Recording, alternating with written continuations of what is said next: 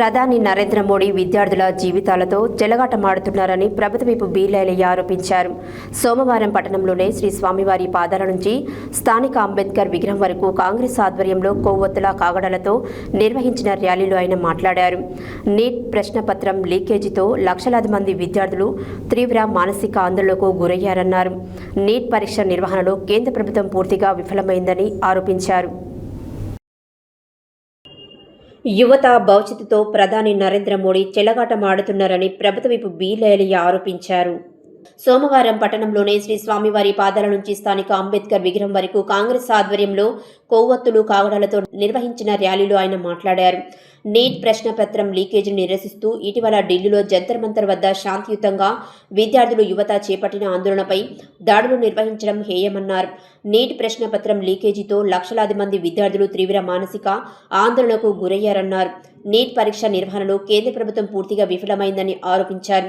విద్యార్థులపై లాఠీచార్జ్ చేయడం అత్యంత దురదృష్టకరమని, దాడులు ప్రజాస్వామ్య విలువలకు గొడ్డలి పెట్టారన్నారు. విద్యార్థుల గొంతు నొక్కాలని కేంద్ర ప్రభుత్వం ప్రయత్నాలు చేస్తే కాంగ్రెస్ పార్టీ చూస్తూ ఊరుకోదని, యువత భవిష్యత్తుని దృష్టిలో ఉంచుకొని అన్ని పరీక్షలను పారదర్శకంగా నిర్వహించాలని డిమాండ్ చేశారు. కార్యక్రమంలో Aleru market committee chairperson Ayinala Chaitanya Reddy, మహిళా కాంగ్రెస్ జిల్లా అధ్యక్షురాలు Neelam Padma, municipal chairperson Gundlapalli Vani, vice chairperson Barige Ramya, Yadagirigutta PACS chairman Cheera Srisailam, municipal కౌన్సిలర్లు, కోఆప్షన్ సభ్యులు బండి చంగమ్మ, ఎండి రహిమా, అరుణ్, కాంగ్రెస్ నాయకులు, కార్యకర్తలు తదితరులు పాల్గొన్నారు. విద్యార్థుల మీద కేసులు పెట్టిన వెంటనే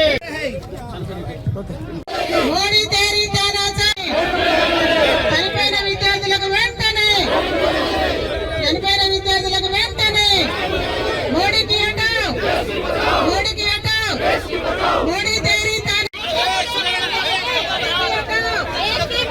మోడీకి హటావ్.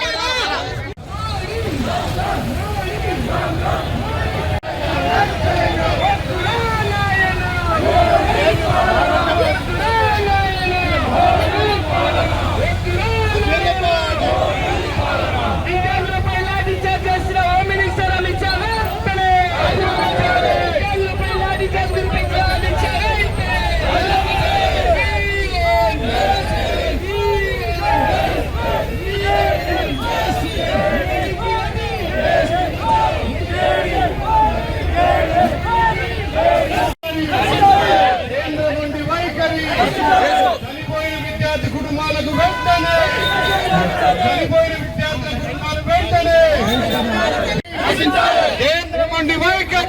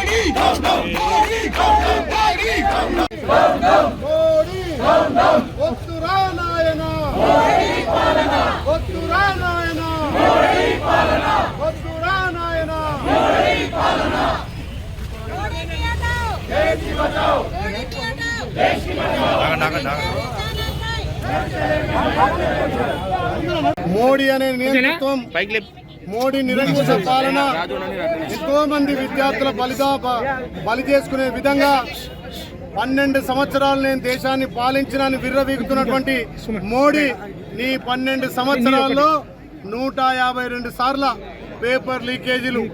ఆ పేపర్ లీకేజీలు కూడా బీజేపీ పాలిత ప్రాంతాలు. మరి యువత జంతర్ మంతర్ దగ్గర ప్రజాస్వామ్యంగా నిరసన చెప్తే నీ అక్రమ పోలీసులతోటి, నీ ఆర్ఎస్ కార్యకర్తలతోటి ఇవాళ విద్యార్థుల మీద ఎన్నో రకాల దాడులు చేసి విద్యార్థులకు చావు కారణమైనవు. మరి మా ప్రధాని రాహుల్ గాంధీ చలించి విద్యార్థులకు అండగా నిలిచి మోడీ గారి కుటుంబం, మోడీ గారి నివాసాన్ని ఇలా ముట్టడించడంతో కేంద్ర ప్రభుత్వం దిగొచ్చి మరి విద్యాశాఖ మంత్రి ధర్మేంద్ర ప్రధాన్ గారిని తూతూ మంత్రంగా రాజీనామా చేయించారు. మరి ఆ రోజు విద్యార్థులు పెట్టినటువంటి షరతులు, విద్యార్థుల పెట్టినటువంటి అక్రమ కేసులను ఎత్తివేయాలి, చనిపోయిన విద్యార్థి కుటుంబాలకు ₹1 ఎక్స్గ్రేషియా ఇవ్వాలని చెప్పి మా రాహుల్ గాంధీ గారు పెద్ద ఎత్తున ఉద్యమించిండు. ఇలా రాహుల్ గాంధీ గారి ఆలోచన, మా ప్రియతమ నాయకుడు ఈ రాష్ట్ర ముఖ్యమంత్రి రేవంత్ రెడ్డి గారి ఆలోచన విధానం, అదేవిధంగా పిసిసి అధ్యక్షుడు మహేష్ కుమార్ గారి ఆదేశాలు, ఏఐసిసి ఇన్ఛార్జి నటరాజన్ మీనాక్షి గారి ఆదేశాలకు ఇవాళ తెలంగాణ రాష్ట్ర వ్యాప్తంగా యువత, కాంగ్రెస్ పార్టీ శ్రేణులు మోడీకి నిరసనగా ఏదైతే దేశంలో చనిపోయిన విద్యార్థుల ఆత్మశాంతికి ఇవాళ క్యాండిల్ ర్యాలీ, ఇవాళ కాగడాల ర్యాలీ చేసినాం. ఇకనైనా మోడీ బుద్ధి తెచ్చుకొని గతంలో రైతుల మీద నల్ల చట్టాలు తెచ్చి ఎంతో మంది రైతులను ఇలా బలికొన్నాడు. ఇలా యువత ఎంతో కష్టపడి చదివితే పేపర్ లీకేజీలు, మరి నీట్ ఎగ్జామ్ లీకేజీలు, అన్ని ఎగ్జామ్ లీకేజీలు 12 ఏళ్లలో 152 సార్ల పేపర్ లీకేజీ చేసిన ఘనత మరి మోడీకే దక్కింది. ఏదైతే విద్యార్థులతోటి మీరు ఒప్పుకున్నటువంటి షరతులు, విద్యార్థుల మీద పెట్టినటువంటి అక్రమ కేసులను ఎత్తివేయాలి, చనిపోయిన విద్యార్థి కుటుంబాలకు ₹1 ఎక్స్గ్రేషియా ఇవ్వాలి, అక్రమ అరెస్టులను బంద్ చేయాలి. ఇవాళ ఒక్కరోజే ధర్నాలో పాల్గొన్న 100 మందికి పైగా ఇవాళ కేసులు పెట్టడం జరిగింది. విద్యార్థులకు ఎవరైతే సహకరించిందో వాళ్ళ మీద మీ జేబు సంస్థలు సిబిఐ ఈడీలతోటి దాడులు చేస్తున్న మోడీ తప్పకుండా నిరుద్యోగులకు ఉద్యోగాలు రావాలంటే 2029లో నీ ఉద్యోగాన్ని ఊడగొట్టేది ఖాయం.